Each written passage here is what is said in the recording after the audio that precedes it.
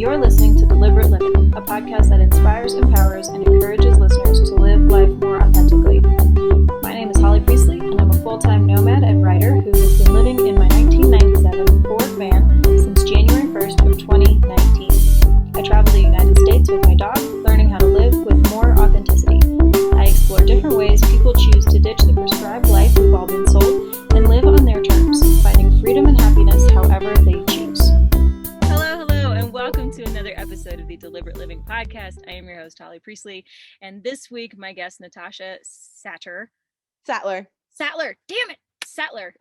So close. No, you're good. Don't worry about it. Natasha Sattler is a TV commercial producer who also takes as much time as she possibly can to travel the world, not during a COVID year, but prior and post, now that we're getting towards the end of it. And she also writes books. And so her life is just pretty exciting. I feel like it's kind of like that dream life for a lot of people, you know, like, oh, I'd love to live in LA and work in TV and get to travel the world, and like you're fucking doing it. Like that's the dream. You make it sound so much more glamorous and amazing than it is in real life. I mean, honestly, it's not true for everybody's life. Like, you can describe anyone's life and you're like, oh my God, it's so amazing A and lot of glamorous. people Like, think wait, my life is like super fabulous and glamorous, and it's like not I all. do. No. I think your life is incredible and I would love to do your life. But I also know, like anybody's life, there's obstacles and there's some shit we've got to deal with. Mm-hmm. And I think anybody's life can be exciting, you know, like Yeah. just If you want it to be. yeah, like if you like I never actually watched that show like Wife Swap, and I'm not a wife, but like if I did like a life swap with somebody, like if you and I swapped lives for like a week, Yeah. it would be the most fun and the most stressful week of our lives probably. I would love it though, because I like thrive on that sort of chaos of being Yeah. thrown into like a completely unfamiliar situation. I mean I'm very messed up that way. But like I like being thrown into like I love going to Asian nations where I speak none of the language, or like Europe. Like I've gone all over countries where I'm like, I don't know how to find a bus or where a bathroom is, or like I love that. That's one of the most like that's what I thrive on. Yeah, I think that's awesome. And I definitely want to dive in a little bit more to that. But for the audience who doesn't know you and hasn't read any of your books, please back up, baby girl. Yeah, let's back up. I want to know like how you got to where you are, and Oh yeah, boy, how far are we backing up? Okay, like a so brief little backstory, you know, the just a highlights. cliff notes. Yeah. Yeah. So I grew up in Maryland, right outside Washington, D.C. I went to college in Orlando, Florida. I moved to Los Angeles 10 years ago. Work in television. I make broadcast commercials. The things people fast forward through or like skip on YouTube. That's the stuff I make. And yeah, it's good. And then whenever I'm given the opportunity, I travel. And unfortunately, during COVID, I wasn't able to travel, and I am someone who can't sit still and got very bored. So I wrote a book called Shit Adults Never Taught Us. I think that's awesome. So it Thank sounds like you. you were like kind of raised on the East Coast and then went to the Southeast for college, and then you moved across the whole country. Were your family like travelers growing up? Like what kind of sparked Yeah. this global travel need in you? Well, so I was raised in my dad traveled a lot for work, and I was raised in a family that was very adventurous. Like, we would do little day trips because I lived so close to so many cities. It was easy for us to just take a day and like we'd go into DC, which is 20 minutes away, or we'd go to Philadelphia or New York or go to the beach, or it was like literally the perfect area for a kid who had sort of the travel bug like I did. Yeah. Just being able to do mini adventures and realize that that can satisfy that. Hmm. But as I got older, I wanted more. And so we went to Europe when I was, I want to say 11 or 12, and maybe 12. And we went for 3 weeks to England, France. We did a couple days in Amsterdam. It was really lovely. And that I think is definitely where I got bit by the travel bug. And I was Yeah. like, oh, other cultures are so cool. And like, I want to do this all the time.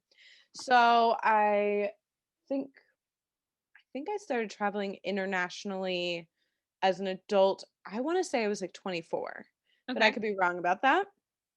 But the first international trip I had as an adult, somebody's gonna like find my Facebook and be like, "You're wrong." But I think it was I went to Israel. I did a birthright trip. I want to say I was 23, 24. And then since then, I've just been traveling every year internationally, and it's always to somewhere new. I think that's awesome. That first trip where you went to Israel, did you go alone or did you go with? It was a group of people, Okay. but I didn't know anybody in that group, so it was like a solo travel with like 40 strangers And then by and the end, you're something. not strangers anymore. You're not strangers at all, but that sort of got me into the realization that I could travel alone Yeah. because it still felt very scary and it still felt very like out of my comfort zone. So that was the perfect way to ease in. And Yeah. there's so many trips like that out there for people that if they can't travel alone, there are these organized trips where you can just Oh go and yeah. they have like mutual hobbies for people. It's amazing. Yeah. I have a friend who did one of those. I can't remember the name of the actual group that he went with, and that's probably a good thing because this is not a sponsored podcast. But he went with one of those that is like, a 3 or 4 month long trip, and then every month is That's spent amazing. at a different place, and they arrange like housing and stuff, and it's like specifically geared for digital nomads, like people who need like Wi-Fi. So like their housing is Oh always yeah. making sure that like there's plenty of like electricity and Wi-Fi and stuff like that. But then, you get 20, 30, 40 people who like don't know each other, don't know the language of the place they're going, and then they kind of like intersperse like free time. You go figure out what the fuck you want to do, but then also like kind of like cruise like guided tours or whatever. And he did that in That's Asia amazing. 3 or 4 months, and every month was spent someplace else. And then it comes back to the States, and he's got all these experiences. Didn't lose any of his clients. Like has 40 new friends. And also, like business wise, how smart. You're all Yeah. digital nomads. And like we were just talking about tech issues. Like, if I can't figure something out on my computer, I've got 30 something other people around me who can Hmm. probably fix it. Yeah. Or like you're having trouble with a client and there's somebody who can maybe like help give you advice or who knows, Exactly. you could end up with a brand new business adventure. I love this idea. Yeah. Everybody, Yeah. I don't know what it's called, but I'll this, find out. I'll find out what it is, and I'll send it to you. yeah, this isn't a sponsored podcast, but it should Yeah. be. Whatever this company is, tell her. They should totally sponsor me. I would love that. Would be great. I would go. Um, I would too. I kind of thought about that for a little bit. I thought about like gathering friends. I don't know this was like 2 or 3 years ago. I thought about just like gathering friends and starting like a business that needed us to travel. And then I couldn't think of what the business would be. So that fell away. I mean, people do that though. Like, there's a way you can figure it out. Yeah. You just need the right group of friends, probably. Yeah. I just need to like find friends that already have the idea and then just hop on and join and be like, guys, this is what I wanted to do too. Yeah. Here, Yeah. and here's So all my details. Here's how I can help. yeah. So that's me in a nutshell. That's awesome. I'm really curious about like either that first trip that you went on where you didn't know anybody you were traveling with, or maybe like the actual first trip that was totally alone. Uh, Yeah. how did that feel? How So did my like the first planning part, the getting on the plane, the getting off the plane, how did that feel alone? The first solo trip I took was domestically. I went to Seattle for like a long weekend. I think it wasn't even like 3 full days. I think it was maybe just over 2.5 days. Yeah. And I got on the plane. I left Saturday, I think at like 8 o'clock in the morning was my flight. So I got to the airport at 6 a.m. I was so tired. And I was at a gate where like the gate you line up and then you have to get on a tram and go to a different building, and I didn't know this. And so I was exhausted at like 6 a.m. sitting there sipping my coffee, and I see all of these people lining up, and then and then they go. And then they line up and then they go. And it was like maybe 45 minutes before takeoff, and I look at the people in line and they're all holding tickets. And I was like, where are you going? And the one woman was like, oh, I'm going here. I'm going here. I'm going here. And none of them were my flight. So I went up to the gate and I asked, where is this gate? Like, where's my flight? And she goes, oh, you have to be on this tram. And it's like a 10-minute tram and they're already boarding your flight. You have to go. And I barely made it on the plane. But something about almost missing my flight really worked out because I got out of my head and I got out of all the nerves of like sort of I've flown You just had to alone like before. function. Yeah, exactly. And I'd flown alone plenty before for like business or to go back east and see my family, but it felt like I'm already messing up the one trip that was just for me. And so I had this idea in my head that it was going to go so perfectly. And from moment one, it didn't go perfectly at all. Yeah. And that That's was pretty good for a solo trip though. it's great. And I made the mistake of keeping myself really busy. So I made a list before I went Mm. of like 15 things to do. And Yeah. I didn't realize what I was doing at the time, but essentially what I was doing was keeping myself so busy that I would never know I was alone. Right. Yep. But I've done I that. went to the Space Needle and I went to the Glass Museum next to it and I went to see the Fremont Troll, which is like a statue, and I went Yep. to a farmer's market and I went to this museum and I went to the Pike Place and walked around and I did Everything. so much. And then I would get back to the hotel at night and I would be like, I don't know what to do now. And I would find myself watching TV at like 10 o'clock at night and feeling shame about it because I thought that I had to be doing something. I was only there for 2 or 3 Oh. days and I was like, oh, what a waste. I'm sitting in this really cool city I like wanted to go to and I'm just sitting here not doing anything. And there was guilt there Yeah. because I only had a finite amount of time. It's Yeah. kind of weird how that happens. But I No, I did see feel like that. an off I saw an off-Broadway show. I would say that is the biggest moment of discomfort is I'm not the kind of person before this moment that ever ate in a restaurant alone or went to a movie alone or anything. And there just happened to be this Broadway show that I really badly wanted to see that was touring and was in Seattle at this moment. So I got a ticket and I was sandwiched between, and I write about this in the book, I was sandwiched between like a group of girlfriends who were like a couple years younger than me, who were giggling and laughing and like having a great time. And then the other side of me was like this adorable couple on a date Ah, and they were loving their time. And I got sitting waiting for the show to start, I got kind of lonely and I got yeah. kind of sad being like, I've wanted to see this. I was so excited. This was a great experience. And I'm kind of sad being here. And then the couple started to bicker and fight. And the friends were like passing candy back and forth down the aisle and like being kind of annoying. And something about that just let me settle in and be like, I get to decide how this goes. Nobody is going to taint this experience for me. Nobody is going to tell me that this is a bad show because they don't like it, or everything about this experience is entirely up to me. Yeah. My opinion of the show, my opinion of the theater, every single thing is Yep. completely up to me.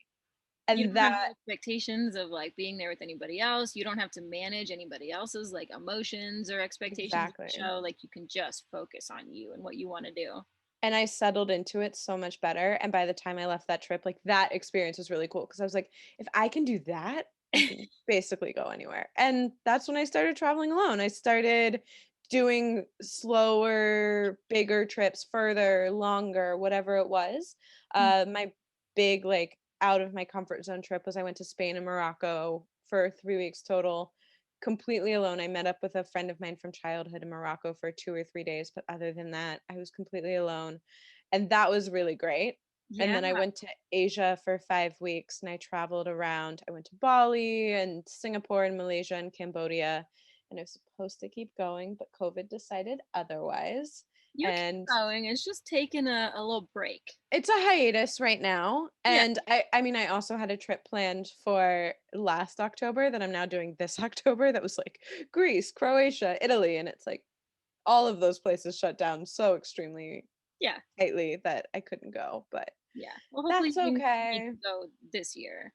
Yeah, I just bought the one-way flight to Greece, and I'm, like, gonna figure out all the ways around, and I'm just waiting for the world to say, "Okay, you can come here," before I really buy the trip, because 'cause I'm Well, like, I know October is 6 months away, but I still think that anything could go wrong at any moment.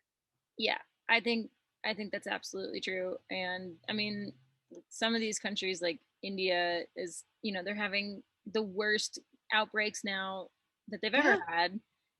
And we're over a year into this thing, so you just never know what can. yeah. It's interesting because when I was traveling around during the pandemic, I was actually in China in January and you could really feel it. Uh, And then there Interesting. were like when I went to Singapore, it was temperatures everywhere you went, and Ubers were wearing masks, Uber drivers, and it was more strict. And then when I got back to the US, it was like nothing was happening. And Really interesting. we got hit so much harder than those nations did Yeah. because they took it more seriously. And I just wondered if all the countries had taken it super seriously January, February, March, if we would have even gotten to the point that we got. If Yeah. I could have if I could have traveled last October, that's really what I'm thinking. It would have been great. The The trip world of couldn't happen, but it will yeah, happen. it will. But Travel is always possible. yeah, Even if you think it isn't, it's always possible. Like there's yeah, just ways. I've traveled in circumstances that I never thought would be possible and I still go. yeah, I I have an autoimmune disorder that sometimes flares up and prevents me from living a normal life. And then I still go on trips, or my work schedule is insanely busy. And sometimes I can only go for a couple of days. But a trip Friday to Monday is still a trip.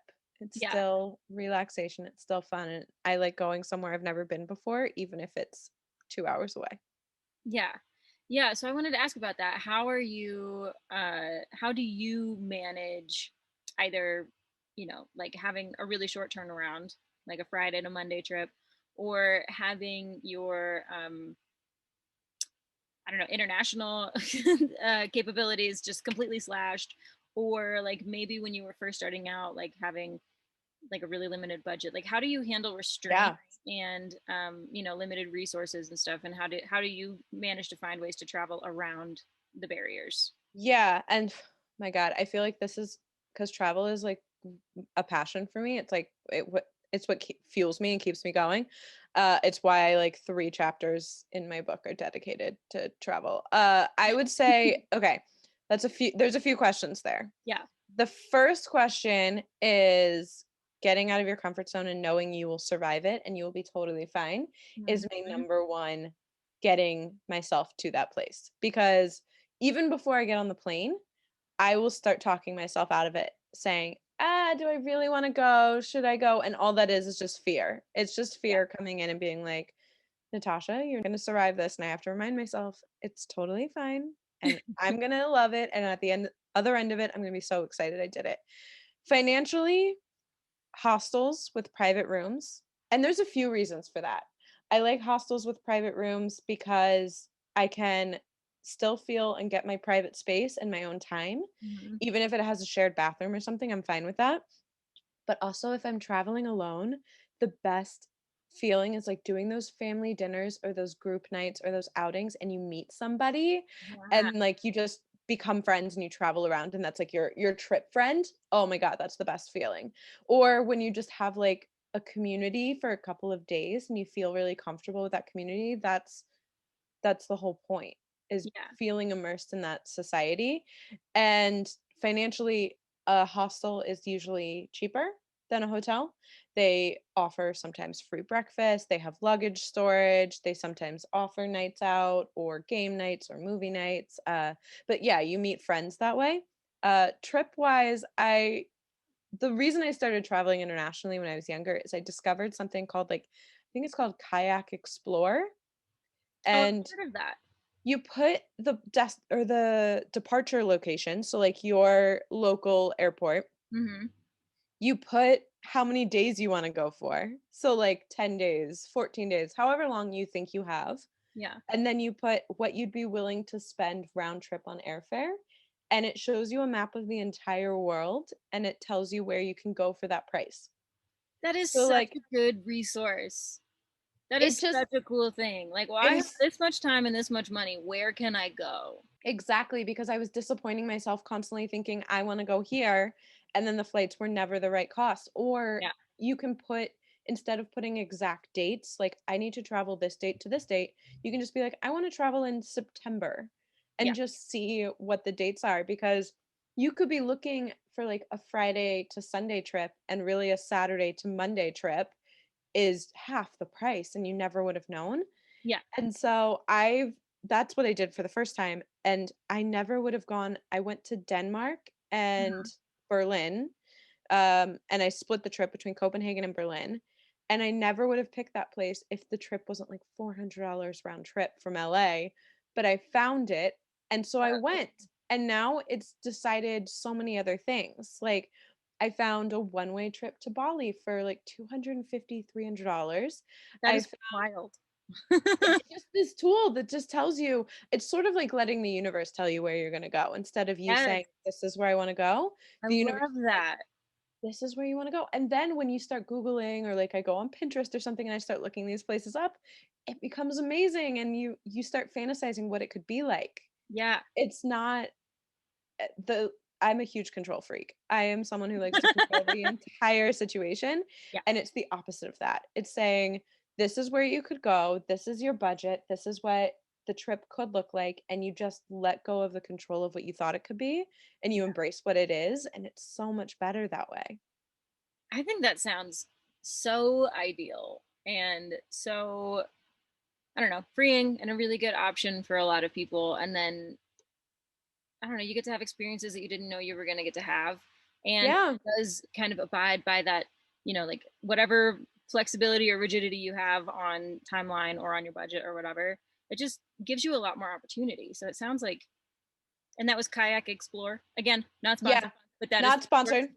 Not sponsored, but that is. It's Kayak Explore. And there's a few other websites I think that do it now. I think Skyscanner is one that does that. Mhm. But yeah, there's a few of them out there that just show you where you can go. And it's so fun.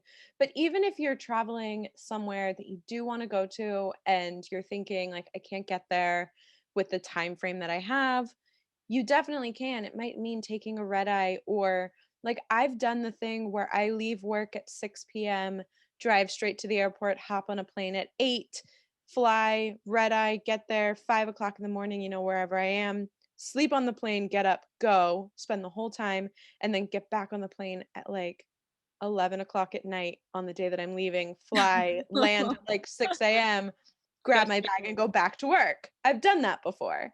And that is literally maximizing your time. There is Yeah, no downtime in that. But yeah, if you're somebody who can sleep on a plane, then it's just basically a free hotel. Like you're yeah. able to just use the travel time as rest time. And if you treat it just like a hotel night, you're done. Or traveling between the same places, I do the same thing with trains, where if Uh-huh. I book a little cabin on a train, it saves you a hotel night.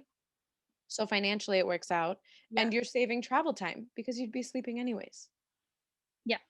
We're planning a train trip for the fall, and definitely looking at those. Like, we'll Yeah. probably do a few nights with not with no cab, and then a few nights with a cab. But we're gonna do a big like cross country loop and stuff, so that'll be really fun. That's But so fun. yeah, what do your friends think about you traveling alone? I imagine, like, I mean, we're in the same cohort. Like, I know what my friends would say. I know what they do say when I go places by myself or when I moved into the van. What do Yeah. your friends think about you traveling internationally alone? My friends love it, but they're jealous. They're always like, "Oh, I wish I could do that." And I'm always like, "You can't do that. Nobody's stopping you." But I'm I not doing think anything you can't do. right, exactly. Exactly. I think it's not usually friends that say things that are hurtful or like detrimental. Yeah. And it's also not usually family. Family is speaking out of concern. Yes. Friends are speaking sometimes out of jealousy, but it's usually strangers that are Yeah. just speaking. And when I realize like somebody says something to me like, "You're going where? You're doing that? You're traveling alone," especially as a woman, and they're Oh my like, God. "Are you, is that safe?" And I'm like, "Well, there's, millions of women who live there, and so sure." But also I live in Los Angeles and nobody asks me, "Wait, you live in Los Angeles? Is it safe?" No, People it's ask not me always safe. on almost like a daily basis if I feel safe, or like if I carry a weapon, or like, things like that. And it's like, hey, I can't answer your question about my safety protocols, because like then that wouldn't be safe. But also, have Right. you ever asked a man if he feels safe? Right. Have you ever And asked a man if he like carries a weapon? Like, it's so rude. and there are things that I do that are just for me. Like but there are things, it's more like robbery things. Like I keep locks on my backpack and luggage when I leave the room in the hotel, or I keep when I travel, I keep like my phone in a wristlet, like something that wraps around my wrist. And that's purely because when I was traveling one time, I had that. I had like it was a phone case that opened with your wallet, since you could put like credit cards and Yeah, money yeah. inside, and then it closed up, and it had like a wrist thing, and somebody came by on a bike and tried to knock my phone out of my hand, but it was attached to my wrist. Oh, And the look on their face was so funny. But I was just like, you didn't get it. Nice try though. But since then I've always done that. And it's like I just keep it on my wrist and nobody's gonna take something that's off of my wrist. I can hold yeah. it at all times. And then also it doesn't look weird when you're on your phone all the time because it's like attached to your hand. So people don't think like, oh, she's looking at maps, she must be lost, or she's a tourist. It just looks like I've got this thing on my hand, so like maybe I'm scrolling through Instagram, who knows? Yeah. And it doesn't look as abnormal. But there are safety things. Like, yes, maybe if I'm traveling alone, I'm not going to go out at like 3 o'clock in the morning by myself on public transportation. I might I take a mean, taxi if I'm yeah, out at 3 a.m., or I might do something a little, whatever makes me feel safe. I'm not doing anything to make somebody else feel safe. I'm doing right. something for me. Yeah. I think that's fair. And it But sounds that's like true in Los Angeles too. I'm not going to do something in Los Angeles that makes me feel unsafe either. if I told my mom I was going to LA tomorrow, she'd be like, I don't know if I like that idea for you. Yeah, but that's her speaking from her. Right. Like, It's her she's speaking concerned from for her you. concern as a mother. And, Yes. it is unfortunate that like women have to be more concerned about their safety than men do, but like we do, Yes.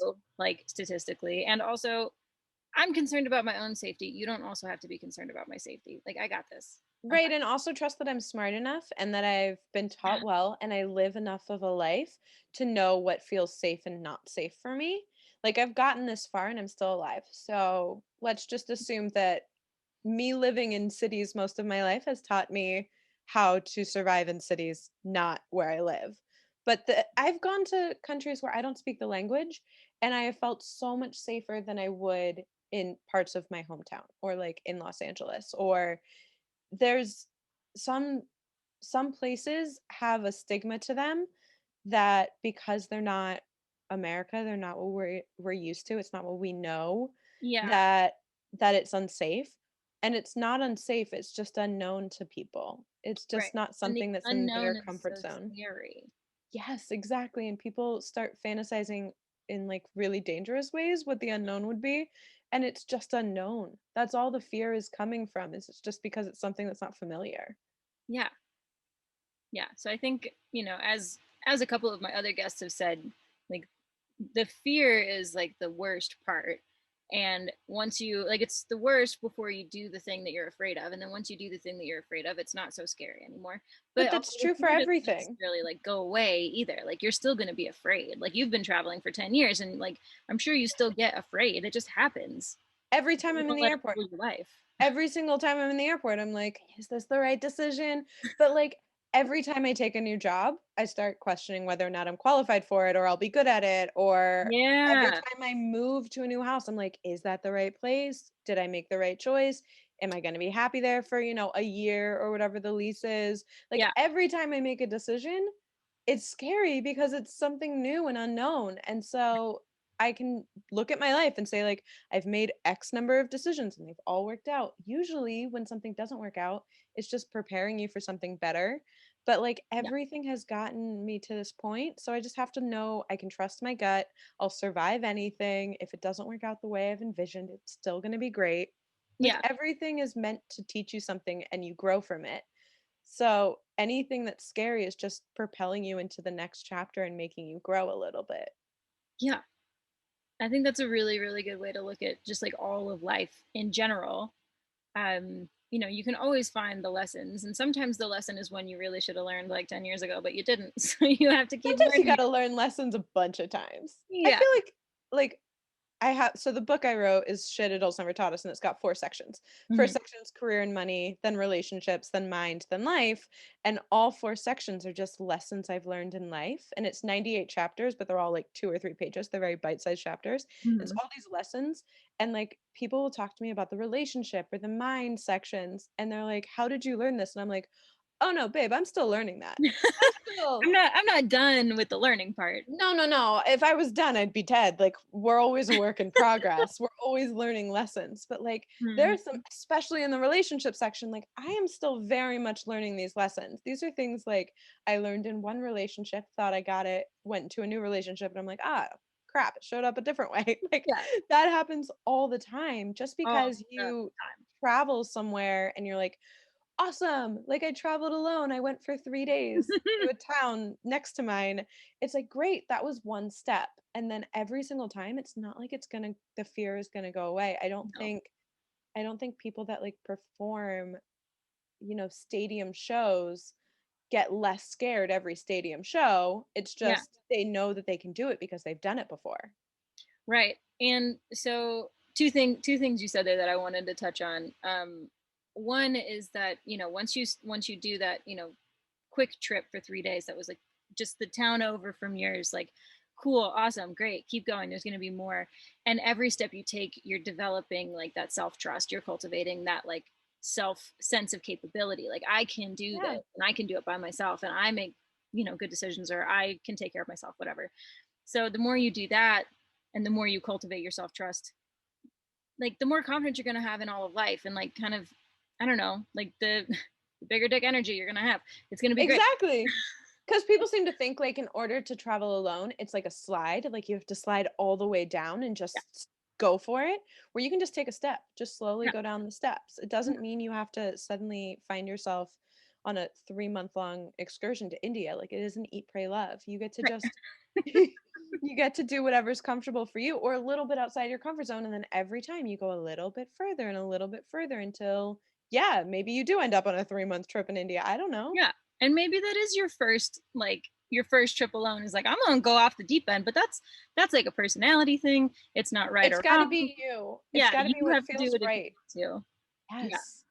And then in terms of like, those performers doing like big stadium shows, like, yeah, they still get the same feelings we get with like the speeding heart rate, and like the butterflies in your belly and like stuff like that. And those Yeah. same like biological effects can either be identified as nerves or as excitement, as like Yes. anxiety or as like a thrill. And so they have just like switched their brain from like they've switched their brain from like this is a really scary thing to like, oh, this is exciting, like this is what my body does when it gets amped. Yes, And and like that's a mental thing. it is, it's a mindset, and there are things that your body does during anxiety, like you said, like the speeding heart rate, Mhm. sweat, any of those physical symptoms. Words are really hard at 9 a.m. Yeah. Those physical symptoms. But when you learn how to spiral those into something productive, then it becomes sort of you seek that, like Yeah. you're fueled by that. And Yeah. it's the same, I think, for travel. When that excitement Absolutely. comes up, it can propel you into that. And like there's nothing better than the excitement of travel. There's nothing better than like getting to a new place and having that fear turn into excitement. Yeah. It's just such a good feeling. Yeah. I completely agree. A few years ago, I mean, I have a lot of like social anxiety, and it's gotten so much better in the last few years because I've taken steps to like kind of manage it and overcome it. And one of the things I did was that when I started feeling those things in my body that like were not comfortable, that I didn't want to feel, I changed my mindset around them from like, oh, this is fear, I don't want to do this, I don't feel comfortable, to like, oh, this is just a power surge. This is fine. I Yeah. got this. I'm just getting amped up. Like this is the power surge. And then I'd like walk a little taller and like push my shoulders back a little more. And I'd be like, I Right. fucking got this. Just, and like my body didn't change. My body was still making all of those hormones and all of those uncomfortable feelings. But my brain went from this is scary and I don't want to like, oh, this is just me getting revved up. Like, this is fine. Yeah. Yeah, because you're able to acknowledge it, what most people do when that happens is they try to ignore it and they look the other way and they're like, just ignore it and it'll go away. Just don't even look at it and like it'll just go away. And Yeah. that's not the thing to do at all. No. You gotta stare it right on and be like, okay, so I'm having an anxiety moment right now, and that's what's Yep. happening. And like you just call it out and then it takes the power of it away. Exactly. And that's one, like, for me, calming anxiety is, it's why there's a chapter in the book about it. Like, it's just, I have such social anxiety sometimes, and I just get anxious. Sometimes I'll just be sitting watching TV and I get anxiety, and I'm like, I don't even know where this is coming from right now, but probably something in my day that I ignored. And so, Yeah. like, I'll just be sitting there being really anxious. And if I'm able to just sit and recognize the emotion, acknowledge that I have no idea where it's coming from at that moment, and that's fine, and Mm. remembering that it's not a permanent state of being, then all the power of it just goes away. Yeah. This too shall pass. Yes. Yeah. That's one of my favorite phrases. So we've talked a lot about the like pros of travel and of solo travel and like just making it work, however you can make it work. There are cons of travel Yes. and of solo traveling. What are some of the cons that you have experienced? There are a few cons. First of all, you don't get to share any of the expenses. So you can't share the hotel room or like the adventures or the car rental. Like all of that's on you. And it's just something to take into account. Like if you would normally travel 4 months from now with somebody else, you might have to travel 8 months from now by yourself Yeah. because you have to save up a little bit more. Um, for me, the biggest thing was knowing and recognizing I'm going to get lonely, but Yeah. that's fine. Like there are cons to solo travel that I've turned into pros. Yes. Because what I would normally do if I like had a bad day or if I was anxious or when I get home or something, call a friend, watch a rerun of TV that brings me comfort, go to my favorite restaurant around the corner. And when you're in another country or in an unfamiliar place, none of those are options. Not really. Yeah. And so you have to learn to self-soothe, know yourself, and sitting in the loneliness kind of lets you know you're okay and Mhm. that you're fine being by yourself. So there's good to that. And Yeah. we tend to forget that we're okay alone and we have to get comfortable with it again. But no, like I said with the Seattle trip, I had in my mind that if I just stayed busy the entire time, I would never get lonely. And it's impossible. Like Yeah. you're gonna have to eat at some point. So when Yep. you're sitting and eating, you'll get lonely. Or like you're gonna eventually go to sleep. There's gonna be 30 seconds before you go to sleep where you feel a little lonely. Or Yep. any of these moments, they're still gonna creep in. You're still gonna be in the back of a taxi and feel a little lonely. Yeah. It's being okay with that and knowing you're fine and just trusting yourself, trusting being alone is a good thing. And you Yeah. get to know yourself that way. Like, It's another one of those things that we try to avoid, like the fear and the anxiety. And we're just yes, like, I don't want to look exactly. at it. I don't want to acknowledge that it's there. But like loneliness is okay. It's normal. It's not a bad thing. It can be used for good. Like Yeah. it's gonna And then happen. you Can't avoid you it. can bring that into your normal life. Like I didn't realize how often when I was alone, I would scroll through Instagram or Facebook or whatever it was. I'd text a friend, I'd turn the TV on or the radio or whatever it was, Yeah. just to not feel alone. Mm-hmm. And then when those things are sort of not options and you feel alone and you're not even in a familiar place, it causes a lot of anxiety. And Yeah. figuring out how to soothe that is really powerful. It makes you stronger. And then when you are back home and you're alone, you don't always resort to those same mechanisms. You're able to self soothe in a different way because you've done Oh, it before in worse situations. right. Exactly. I mean, those lessons that you learn somewhere else can really benefit you back at home. And the lessons that Yeah. you learn at home, you take with you other places. Like Exactly. it's a very symbiotic relationship. I figured out things that I needed to, like, the anxiety of things when you travel alone that come up are so strange. Like I didn't know how to take pictures of myself. Yeah. Like, how do you take pictures? I would like be at a really cool waterfall or something and I'd be like, there's nobody here to take a picture of me.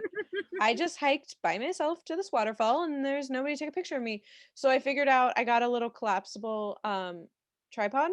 Yeah. It collapses down to 8 inches and it expands to I think like 40 or 50 inches. And it Whoa. slides my phone in and I can put it in like a little backpack or a wristlet or something. And I Yeah. found it on Amazon. It's great. And I slide my phone in, I take a Self-timer. video so that I don't have to Oh. self time. I take a video and then once the video is done, I go, like, when I'm at dinner or something, I screenshot the moments that I like and That's turn them into awesome. photos. But, like, I had such fear of I'm like, the first time I went to Seattle, I came back with all selfies or, like, photos that strangers took of me that weren't very good because, like, their thumb was covering it or something. Yeah. And then when I figured out that if you just took a video of yourself for 30 seconds, even if you're in a public place and you take a video of yourself, you're never gonna see those people again, and at least you have 30 seconds worth of video as opposed to one photo from a stranger that isn't very good. Yeah. I love that idea. I think that's You really, just really smart. So, like, there are obstacles, but you just figure out ways around them, and sometimes they're better on the other side. Yeah. It sounds like you have plans to continue traveling. I do. Greece, Italy, etc. in the fall. Yeah, so I'm going with my family to Hawaii in August. Fun. It's gonna be good. Yeah, I've been once, I think, maybe twice, and this is a new island. And then, yeah, so Greece, Croatia, maybe Italy, depending on regulations, which is, of course, another new obstacle. We'll figure Yeah. that out. Yeah. Yeah. Uh, yeah, and then I've just, I've got a long list that continues to grow as I Of- continue to talk to people, and they're like, "Here's the coolest place I just went." I'm like, "Great, that's on my list now too." Yep. Putting it on my list. I have a on my Google map. I keep pins of like specific places I want to go visit, and then I have a different color pin of all the places that I already have been, or like places that I've camped that I would go back. And That's so smart. it's just getting fuller and fuller and fuller, which is fine. Yeah, It keeps it the doesn't go boredom down. No, it's not a bad thing. It's not a bad Yeah. thing. The more I travel, the longer my to travel list gets. Yeah. I think it would get shorter because you're like, oh, I'm knocking things off the list. But the more places you go, the more places you want to go. And the more I trust myself to go alone, the more Yeah. places I'm willing to go alone. Yes. Yes. What kind of advice would you give to somebody who's listening to this, who's like, oh man, I wish I could, but I can't. I mean, I feel You like can. this whole episode has been that like, here's how you get over this. I think just trusting yourself in and knowing that you can do it, but that's so much easier said than done, right? To just be Yeah. like, trust yourself. It's totally fine. got So this. I would say take yourself on a you date. That's the best way. Is people who say that they can't because they don't want to travel alone. Mm-hmm. Take yourself to the movies, take yourself out to a nice dinner, and then level up from there. Go to a pottery class or something. Ah, Then go one night an hour away, like a Saturday night, an hour away, and that's just great. slowly Baby do it. steps. Use you dates. I like Yeah. you dates a lot because you're just taking you on a date and you get to spend some time with you alone outside of your house. And that's really cool. And then once your baby steps are up, then just take the leap and go somewhere you've really badly wanted to go. It Yeah. doesn't have to be a long trip. It doesn't have to be an expensive or extensive trip. It just has to be somewhere you've really wanted to go because then you're just so excited that you're satisfying this bucket list item Yeah. that the fear of going alone sort of subsides. I love that. That's my number one advice, but I mean, just do it. You can do it on any budget. Honestly, Hostel World gets you there with hostels. You can Yeah. always find like Airbnb experiences, or you can find Ubers and cheap ways to travel around. You may not get to do everything. You may only get to do half of the things that you want to see there, but you Yeah. got to do half. Like, that's Yeah. great. And you can go It's back. better than nothing. Yes, you can always go back. Yeah. I love that. I like breaking it down into like actual like actionable things. Like break it down into small steps and just like take it slow. Like, no, but okay, so here's how you do it. You go out to dinner, Yes. you go to a movie, and then you go take a class, and then you go an hour away and stay at a hotel. Like that Yes. is so nice to just have it like chunked out, because it can, even like breaking it down into baby steps can seem so like, but how? I need a I have to recipe." I have to break everything down into baby steps. And because I'm the kind of person that's like, first of all, I'm super ADD, if you Yeah. can't tell by the way I talk, but like I'm all over the place. But then I'm also the person that just thinks about something for a long time. But if it's too big, I don't do it. Yeah. So It's I'm, overwhelming. I'm the kind of person that'll do like a New Year's resolution and then just be like, oh, that's way too big. I can't do it. Like everyone's New Year's resolution of like, lose weight.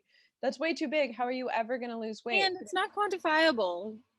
Like it has to be a lot more like, it has to be broken down. But if you say go to the gym twice a week and cut out soda in January. Actionable. And then in February, go to the gym 3 times a week and cut out candy. And it's like, okay, these are things I can do. And then come December, you've probably lost some weight. And it's just lifestyle changes. Everything for me has to be broken down. Yeah. And like something I can physically cross off a list.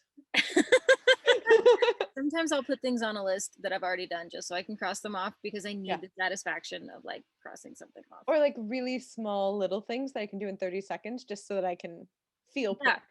Exactly. It takes you longer to write it out than it does to actually do the thing. Exactly. Yeah. That's the best feeling though. Natasha, where can people come find you and find your book if they want to know more about you and your travels and also shit adults didn't teach us? Yeah, so the book is on Amazon, Barnes & Noble, Apple Books, Google Play Books. It's Shit Adults Never Taught Us. The Instagram is at Shit Adults Never Taught Us, but my personal Instagram is at NatSatTravels. Cool. And you can also find me. The website is Shit Adults Never Taught Us, or you can email shitadultsnevertaughtus@gmail.com. I love talking to people. So like email me any questions and I'll tell you anything. Perfect. And I'll link to those in the show notes as well. Thank you so much for being here and for dealing with my tech issues and telling us about how you have, discovered and really thrived in the world and traveling alone, really. Thank you. Thank you so much. Awesome. And thank you to everybody again who has tuned in this week for this interview. I say it all the time, but I haven't said it yet this episode. If you liked this episode or you like the show, go ahead and subscribe, like, thumbs up, 5 stars, whatever it is on the platform that you're consuming it on. That helps the algorithm see us and helps us get in front of other people who need these stories and who need this information. If you know somebody who is considering solo travel, global solo travel, but maybe they're a little nervous, like share this episode with them. And if you want to help offset some of the costs that go into making the podcast and keeping it ad-free, sponsor-free, it is an audience-supported podcast. I have a PayPal and a Venmo and a Patreon set up. On the Patreon, you can get a lot of behind-the-scenes action and my course on social media growth. So I'll link to those in the show notes as well. But again, thank you everybody for tuning in and come back next week for another excellent episode. Thank you. Bye. I love it.